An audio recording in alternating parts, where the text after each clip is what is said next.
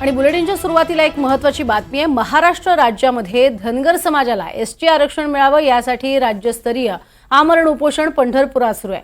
याला पाठिंबा देण्यासाठी राहुरी तालुक्यामध्ये सकल धनगर समाजाच्या वतीनं राहुरीत रास्ता रोकोच्या माध्यमातून सरकारचं लक्ष वेधण्यात आलंय।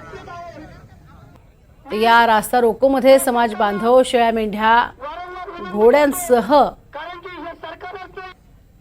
धनगरांचं बिऱ्हाड घेऊन आंदोलनात उतरले होते। याचाच आढावा घेतलाय आमचे प्रतिनिधी सुनील दवंगे यांनी। धनगर समाजाला एसटी प्रवर्गातून आरक्षण मिळावं यासाठी अनेक दशकापासून लढा उभारला गेला आहे।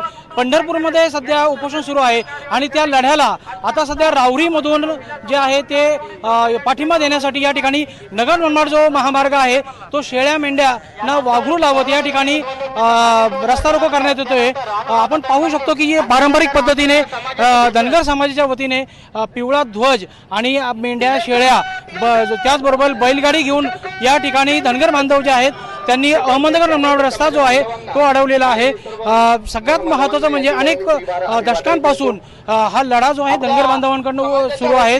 आपल्याला एसटी प्रवर्गातून आरक्षण मिळावं अशी मागणी त्यांची वारंवार ते करतायत आणि त्याच उद्देशानं आज त्यांना पाठिंबा देण्याचे कृषी उत्पन्न बाजार समिती समोर हे आंदोलन सध्या सुरू आहे। नगर मनमाड रस्ता जो आहे तो जे धनगर समाजाचं प्रामुख्याने ओळखलं जातं वाघरू लावलेला आहे आणि ते लावत या ठिकाणी त्यांनी हा जो रस्ता आहे तो प्रामुख्याने महत्त्वाचा रस्ता हा त्यांनी अडवलेला दिसून येतोय।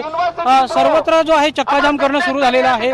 नगर मनमाड रस्ता हा जो आहे हा महत्त्वाचा रस्ता मानला जातो आणि याच रस्त्यावरती शेळ्या मेंढ्यांसह धनगर बांधव जे आहेत ते एकवटलेलं दिसून येत आहे।